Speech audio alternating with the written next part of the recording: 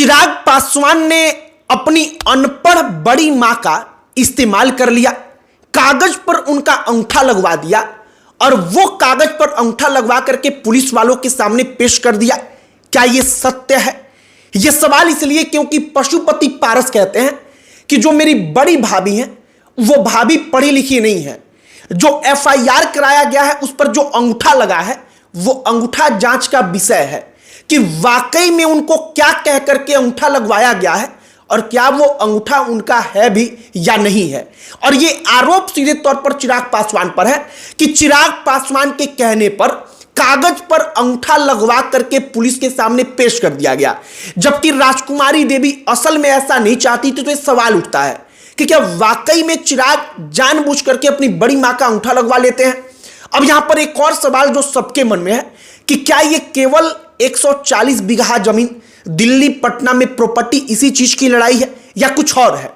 हम आपको एक बात बताने वाले हैं अलौली विधानसभा क्षेत्र की, उसी अलौली में जहां पर रामविलास पासवान के दोनों भाई रामचंद्र पासवान और पशुपति पारस के नाम पर 60 बीघा जमीन है।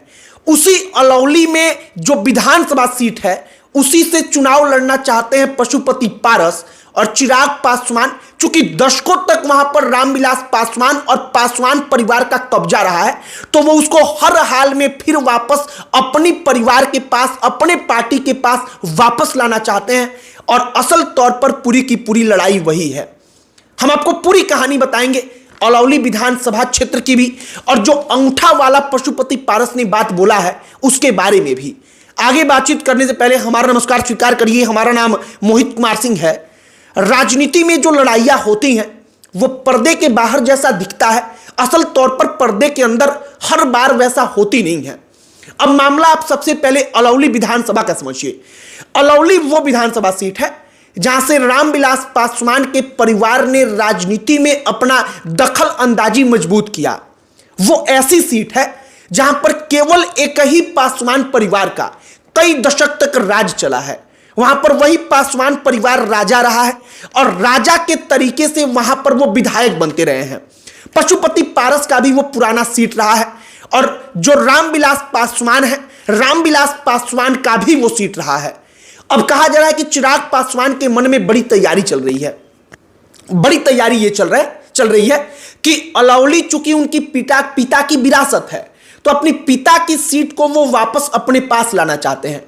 वो चाहते हैं और हर कोई जानता है कि चिराग पासवान को केंद्र की राजनीति से बिहार में वापस आना है। तो वो चाहते हैं कि एक ऐसी सीट जो विरासत से जुड़ी हुई है उसको वापस से अपने पास लाया जाए, अपने परिवार, अपनी पार्टी के पास, कि जब हम बिहार में आएंगे तो मेरी वो कर्मभूमि बने। राजनीति में जब हम बिहार के लिए चुनाव लड़ेंगे विधानसभा का तो वो मेरी कर्मभूमि बनकर रहे। और पशुपति पारस अलौली से कई दफा विधायक रहे हैं और वो चाहते हैं कि इस बार वहां से चुनाव लड़कर हर हाल में विधायक बने, अगर अपनी राजनीतिक जमीन को जिंदा रखना है तब, वरना वो जानते हैं कि हम खत्म हो जाएंगे। अब यहीं पर आप इस बात को समझिए कि जो पूरा का पूरा प्रॉपर्टी विवाद है उसमें 60 बीघा जमीन अलौली में भी है। एक बात आप समझिए, चुनाव सहानुभूति का खेल है। सहानुभूति में जो बाजी मार गया वो चुनाव में बाजी मार जाता है। अब यहीं पर पशुपति पारस बार बार कह रहे हैं कि राजनीतिक तौर पर केवल राजकुमारी देवी का इस्तेमाल चिराग पासवान कर रहे हैं। वो व्यक्तिगत मामला था, पारिवारिक मामला था, उसको परिवार से बाहर निकाल करके राजनीति में भुनाने का प्रयास कर रहे हैं। और हमने इसे समझना चाहा कि इससे उनको क्या फायदा है, तो इसका स्पष्ट जवाब है कि रामविलास पासवान की पहली पत्नी जिनको रामविलास ने छोड़ दिया था उसके लिए सौतेला बेटा जो चिराग पासवान है, अगर वो आकर उनके गले लिपट कर रोता है, उनके लिए लड़ता है, तो जनता के अंदर एक इमोशंस का भाव आएगा। जनता के अंदर वो भावना जागृत होगी कि नहीं, चिराग पासवान वाकई में अच्छे हैं। और जो अलौली विधानसभा सीट है उस सीट पर जनता का सहानुभूति चिराग पासवान, और चिराग पासवान जिसको चुनाव लड़ाएंगे उसके पास रहेगा। और पशुपति पारस अगर इस बार चुनाव हार गए, चिराग बाजी मार ले गए, तो फिर पशुपति पारस का राजनीति शायद हमेशा के लिए खत्म हो सकता है। कहा जा रहा है कि असल तौर पर लड़ाई सहानुभूति क्रिएट करके अलौली विधानसभा सीट को अपने कब्जे में रखने की है। बाकी हमने आपको सोचा कि तमाम विवादों पर जो चर्चाएं हो रही हैं, कि जमीन है, जायदाद है, उसके पीछे एक और कहानी जो है जिसके बारे में बड़े कम लोग चर्चा कर रहे हैं, बड़े कम लोगों को इसकी जानकारी है, उसके बारे में बताया जाए। हम आपको एक और इसका तर्क देते हैं। पशुपति पारस कुछ दिनों पहले लालू प्रसाद यादव से मुलाकात करते हैं। लालू प्रसाद यादव से मुलाकात के बाद अलौली में मौजूदा वक्त में आरजेडी के विधायक हैं रामवृक्ष सदा एक इंटरव्यू देते हैं। वो कहते हैं कि हमको पता है कि पशुपति पारस अलौली सीट ही मांगेगा। वो अपना दुख व्यक्त करते हैं कि हमारी सीट वहां से छीन ली जाएगी। वो इंटरव्यू बड़ा वायरल हुआ था, आपको याद भी होगा, अगर आपने देखा होगा तो। नहीं है तो हम आपको बता रहे हैं। तो अब जो है कुल मिलाकर के अलौली सीट की लड़ाई वहां से शुरू हुई, लेकिन कहा जा रहा है कि पशुपति पारस से पहले चिराग चुकी बिहार की राजनीति करना चाहते हैं। सबको पता है, वो खुद भी कह रहे हैं कि हम बिहार वापस आएंगे केंद्र छोड़ करके, क्योंकि हम बिहार के लिए कुछ करना चाहते हैं।